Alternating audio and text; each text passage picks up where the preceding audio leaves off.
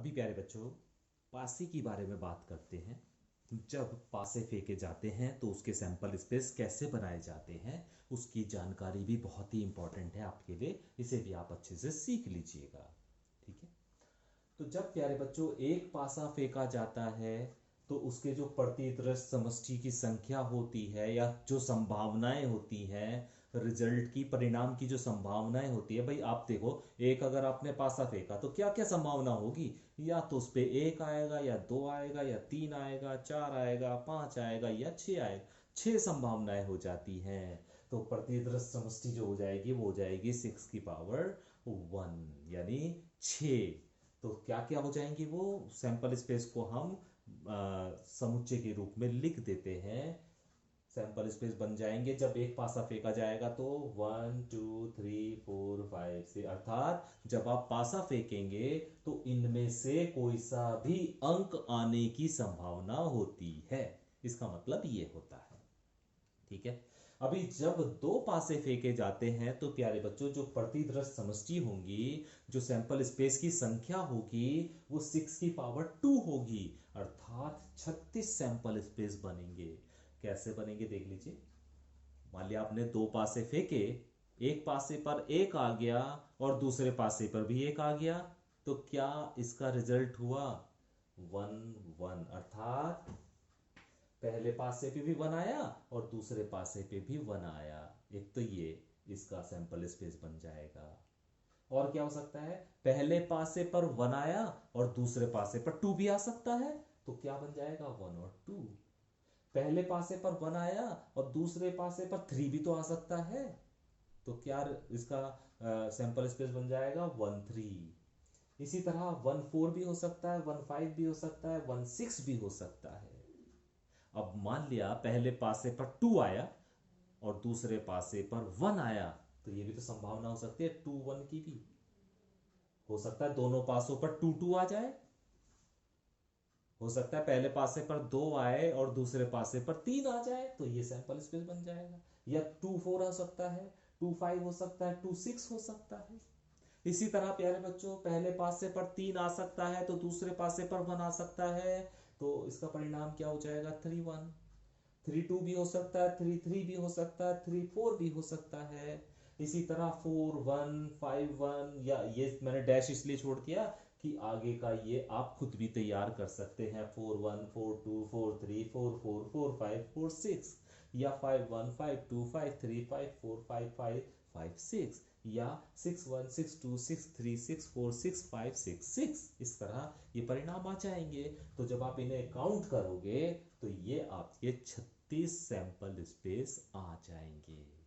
ठीक है, अब यदि प्यारे बच्चों तीन पासों की बात हो, यहां तो दो पासों की बात हुई है, अभी तीन पासे की अगर आप बात करें तो प्रतिदृष्ट समष्टि कितने बनेंगे, 6 की घात 3, और 6 की घात 3 का मतलब 216 है। अब 216 को प्यारे बच्चों यहां पर लिखना संभव ना होगा आपके लिए, क्योंकि अगर आप 216 प्रतिदृष्ट समष्टि लिखने बैठ गए तो आधा घंटा तो आप इसी में खपा देंगे, है ना। तो इसलिए आप उस बात को याद रखिए, उसे लिखने की आपको जरूरत नहीं पड़ेगी।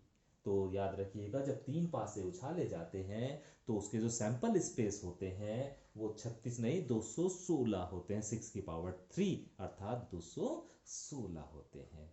तो इस तरह प्यारे बच्चों हम जब एक पासा या दो पासे या तीन पासे उछाले जाते हैं इनके सैंपल स्पेसों को तैयार करते हैं। ठीक है, तो ये बात मैंने आपको अच्छे से बता दी है कि जब सिक्का उछाला जाता है तो कैसे सैंपल स्पेस बनाए जाते हैं, जब पासा उछाला जाता है तो किस प्रकार से आप सैंपल स्पेस तैयार करते हैं।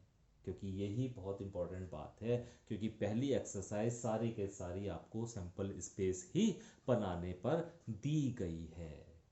ठीक है, तो आप इन बातों को बहुत अच्छे से समझें, इन बातों को अच्छे से पढ़ें, तभी आपको एक्सरसाइज 16.1 क्लियर हो पाएगी।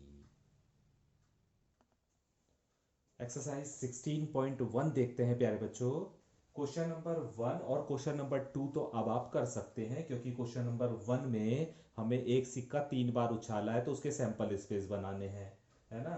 और क्वेश्चन नंबर टू में एक पासे को 2 बार उछाला गया या फेंका गया है तो उसके सैंपल स्पेस बनाने हैं। तो क्वेश्चन नंबर 1 और 2 तो अब आप कर सकते हो। अब क्वेश्चन नंबर 3 में देखो कि एक सिक्का प्यारे बच्चों 4 बार उछाला जाता है, और जब एक सिक्का 4 बार उछाला जाता है तो इसके जो प्रतिदृश समष्टि होगी वो 2 की घात 4 हो जाएगी, अर्थात इसके जो सैंपल स्पेस बनेंगे वो 16 बनेंगे। इसके सैंपल स्पेस कितने बनेंगे? 16। तो मैंने क्या करा, 16 का आधा करा, 8 आ गया। 8 बार H लिखो, 8 बार T लिखो। देखो H H H H H H H H, 8 बार मैंने H लिखा और 8 बार T लिखा, T T T T T T T T। 8 बार H लिखा, 8 बार T लिख दिया। अभी 8 का आधा करो तो 4 बचता है, तो 4 बार H लिखो, 4 बार T लिखो। मैंने क्या करा, 1 2 3 4, 4 बार तो H लिख दिया है और 4 बार देखो T लिख दिया, 1 2 3 4 H लिख दिया 4 बार, फिर 1 2 3 4, फिर T लिख दिया 4 बार, T D T T। अभी 4 का भी आधा करो तो 2 बच गया, तो 2 बार H लिखो और 2 बार T लिखो। 2 बार H लिखो और 2 बार T लिखो। 2 बार H लिखो, 2 बार T लिखो। 2 बार H लिखो, 2 बार T लिखो। 2 बार H लिखो, 2 बार T लिखो। अब 2 का भी आधा कर लो, 1 बच गया, तो 1 बार H 1 बार T, 1 बार H 1 बार T, 1 बार H 1 बार T। इस तरह प्यारे बच्चों हमारे पास ये 16 सैंपल स्पेस तैयार हो जाते हैं। इन्हें आपको रटने की आवश्यकता नहीं पड़ेगी।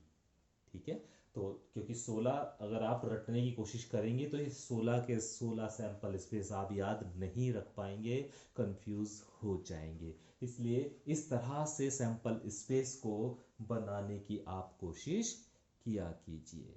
ठीक है, तो आज प्यारे बच्चों हम इतना ही काम कर रहे हैं। आगे की जो भी एक्सरसाइज 16.1 है ना, उसे हम नेक्स्ट टर्न से या नेक्स्ट डे से करना शुरू करेंगे।